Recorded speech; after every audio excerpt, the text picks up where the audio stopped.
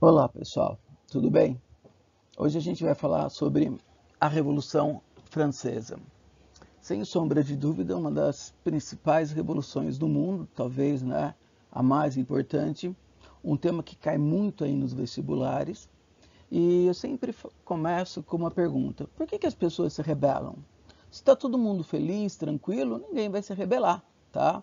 Então havia um conjunto de fatores que a França vivenciava e vivenciava há muito tempo que levou a população a se rebelar contra tudo isso.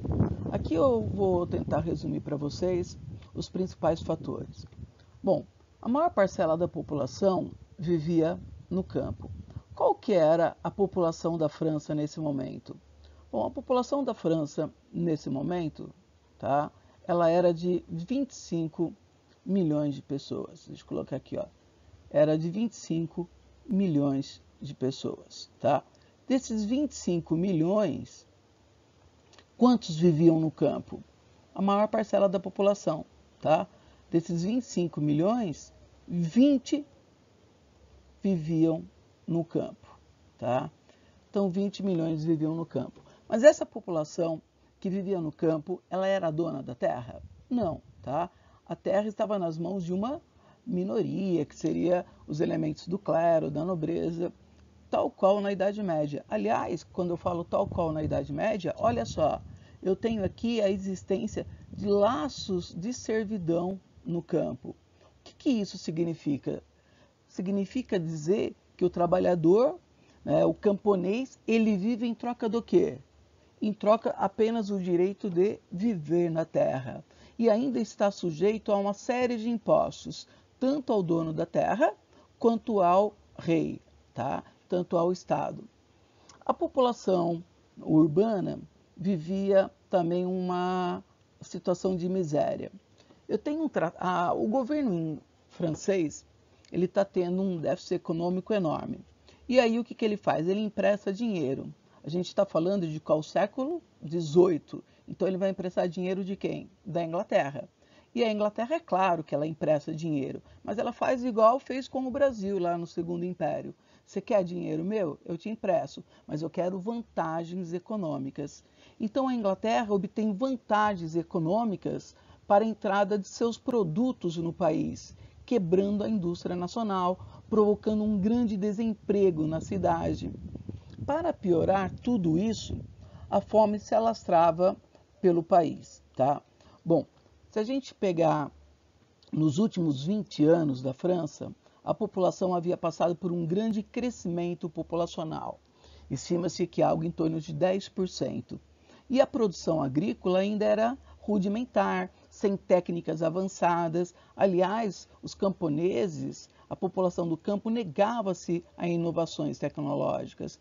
Então, as técnicas agrícolas eram extremamente improdutivas. Então, há muito tempo que se produzia muito menos alimento do que as pessoas estavam consumindo. Então, a fome já era algo importante nesse momento. E se a gente pegar esse tópico que eu coloquei aqui, ó, os problemas climáticos, né, isso acentua ainda mais. No verão de 1788, eu tenho uma grande seca que assola toda a França. Essa grande seca, ela já dificulta a agricultura. E sabe como termina essa grande seca? Ela termina com uma grande tempestade de granizo. Esse granizo destrói grande parte da agricultura. Estima-se que em torno de 20% da produção agrícola, que já era baixa, ficou ainda menor, tá? E depois desse inverno extremamente seco, que termina com essa chuva de granizo, aliás, depois desse verão, vem um inverno talvez o inverno mais rigoroso que a França viveu. Qual que é a temperatura no inverno da França? A temperatura é em torno de 4, 5, 6 graus, a temperatura média. O dia mais frio na França, em Paris. O dia mais frio no inverno vai ser 3, 4 graus negativos, tá? Em média. Sabe quanto que chegou na França? Em Paris chegou a 19 graus negativo. E na França, tá? Chegou a 21,8 graus negativo. Então, choveu praticamente ali, nevou por 86 dias seguidos na França. Imagina, tá? Praticamente não tinha como se plantar. E pior disso, quando a neve começa a derreter, alaga tudo. Provoca doenças no gado, fazendo com que a produção agrícola e agora também a pecuária, né, caia drasticamente. Isso leva a população à fome. Só para vocês terem uma ideia, qual que era o principal alimento do povo? O trigo. O trigo era o principal alimento. E aí o trigo sobe em torno de 150%. Um pão correspondia nessa época ao salário de um mês das pessoas. Então você compra um pão e você come durante um dia, tá? E os outros 29 dias do mês, você vai passar fome, tá? Essa era a situação. O centeio subiu, né, 165%. A lenha para eles se aquecerem no inverno subiu mais de 100%. Então a população estava sofrendo com tudo isso um intenso, né, processo inflacionário. E o rei? O rei estava preocupado com a população, com a fome da população? Vou dar um exemplo aqui, ó, o quanto o rei era preocupado com o povo. Ele proíbe, nas cercanias de Paris, de plantar trigo. Sabe por quê? Eles impõem às pessoas que plantem beterraba, apenas para ter açúcar para adoçar os docinhos ali da corte do Palácio de Versalhes e dessa maneira manter os seus nobres felizes. Bom, vamos continuar no próximo slide. É muito problema para um só, pessoal. O clero e a nobreza, eles constituíam uma minoria da população. Era uma minoria totalmente abastada e que não sofria esses problemas que eu acabei de relatar para vocês, que a população vivenciava. O clero e a nobreza não pagavam impostos, tinham alimentos em abundância, então era uma camada privilegiada. E é claro que isso vai gerando o descontentamento do resto da população. Eu tenho aqui o autoritarismo, melhor dizendo, dos Bourbons. Os Bourbons são os reis da França, tá? Então, se a gente começar ali com lembra do Rei Sol, tá? Que impõe a sua vontade, ele fala que ele se reveste de um caráter divino, então a vontade dele não é a vontade dele, é a vontade de Deus. Então, questionar o seu poder significa questionar a igreja. Os reis da França se utilizam daquela teoria, né, de Bossuet, da teoria do direito divino dos reis, né? Então, daquele teórico Bossuet, tá? Do direito divino dos reis. Então, o poder desses reis era inquestionável. Eu tenho aqui um crescente déficit interno. Esse déficit interno, ele tem a ver principalmente com os gastos do governo, tá? Quando eu falo gastos do governo, vamos dar alguns exemplos disso aqui? Então, gastos do governo. Isso começa, vamos começar aqui com Luís XIV, só para a gente ter uma ideia aqui, ó. Luís XIV. Com Luís XIV, quem que é Luís XIV? É o Rei Sol. Eu tenho aqui a construção de Versalhes. Então, eu tenho gastos enormes com a construção do Palácio de Versalhes. Beleza. Depois de Luís XIV, eu tenho Luís XV. No governo de Luís XV, opa, faltou X aqui, ó, pessoal. No governo de Luís XV, eu tenho aqui a Guerra dos 7 Anos. A Guerra dos 7 Anos. Vocês lembram o que foi a Guerra dos 7 Anos? Foi o conflito entre França e Inglaterra por vários territórios coloniais. Entre esse conflito, na América eu tenho ali a região do Canadá, tá? Eu tenho aqui também com Luís XVI. Luís XVI é o rei da Revolução Francesa. Devido aos atritos com os ingleses, ele apoia os americanos na luta pela independência. Então, eu tenho aqui o apoio, enviando soldados e também dinheiro. Eu tenho aqui o apoio ao processo de independência dos Estados Unidos. Ao processo de independência dos Estados Unidos.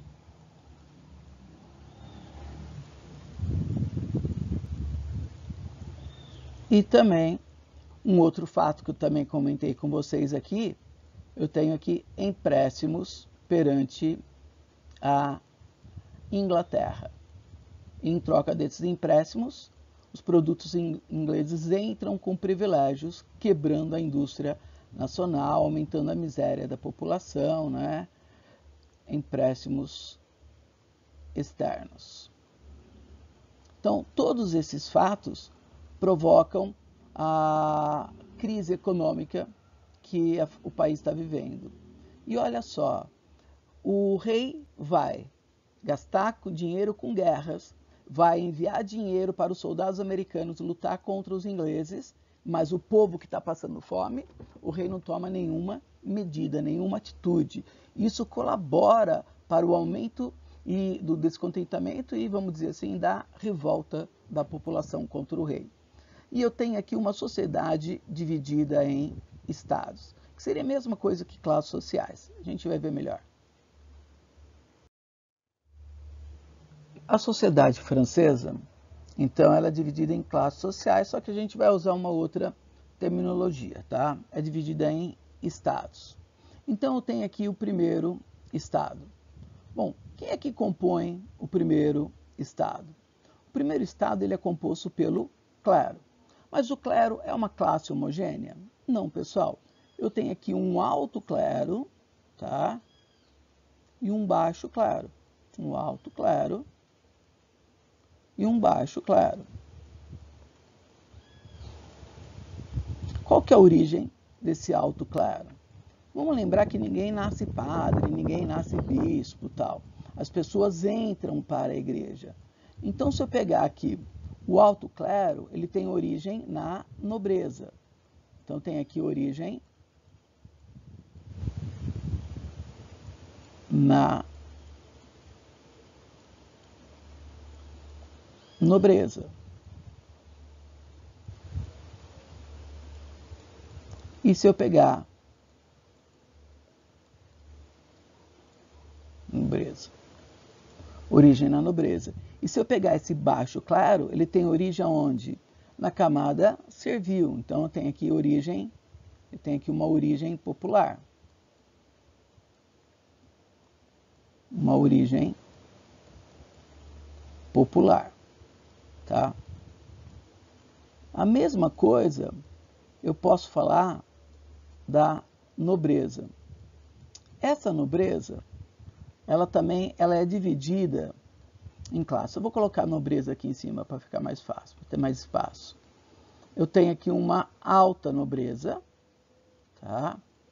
Então, eu tenho aqui uma alta nobreza. Que alta nobreza seria essa? Seria a composta pelos grandes proprietários de terra, que eu vou denominar de nobreza fundiária.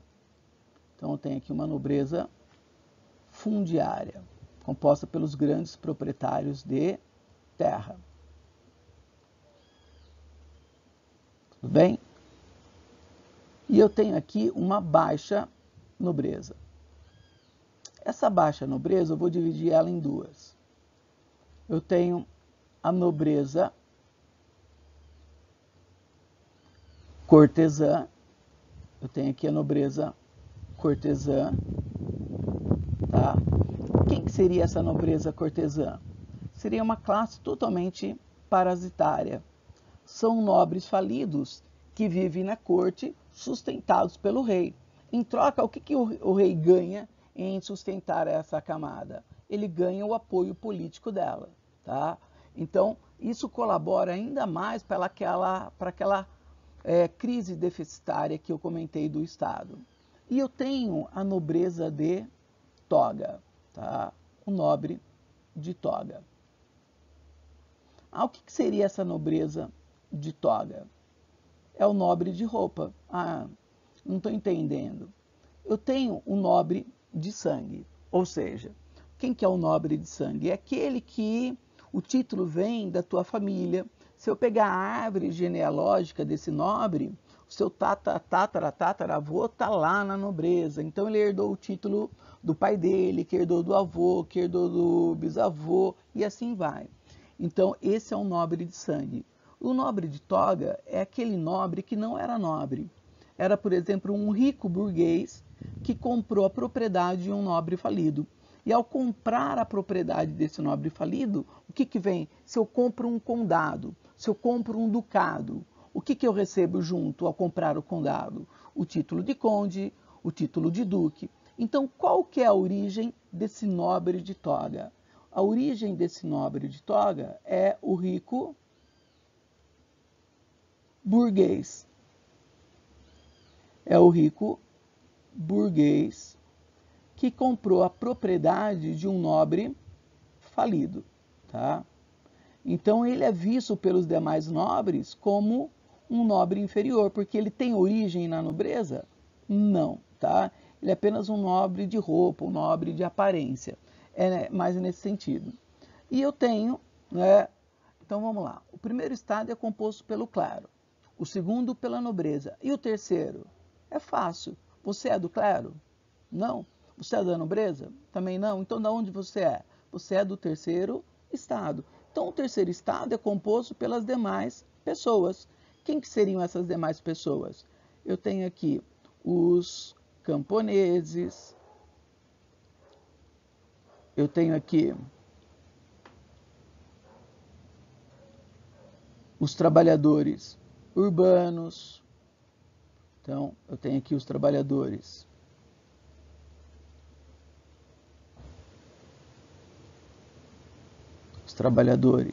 urbanos.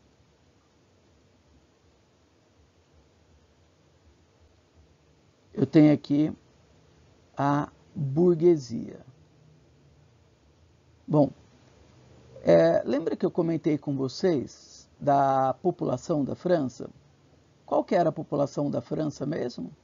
Era algo em torno de 25 milhões de pessoas, tá? Quantas pessoas estavam aqui no primeiro estado? O número varia um pouco, mas vamos colocar em torno aqui de umas 200 mil pessoas, 150 mil pessoas, tá? 200. Aqui, um pouquinho mais, vamos colocar em torno de 300 mil pessoas. Então, e aqui?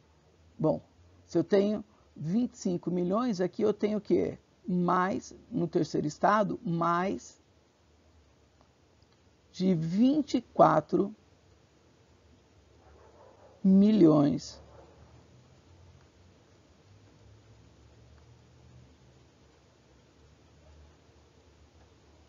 de pessoas. Eu lembro de uma questão que caiu no vestibular, muito legal, que falava para você comentar as perguntas e as respostas. Era mais ou menos assim. O que era o terceiro estado? Tudo. Por que tudo? Porque de uma população de 25 milhões, mais 24 estavam no terceiro estado. Mas ao mesmo tempo nada, porque eles eram marginalizados politicamente, socialmente, economicamente, mas eles desejavam ser alguma coisa. Ou seja, eles não vão aceitar de maneira passiva essa situação.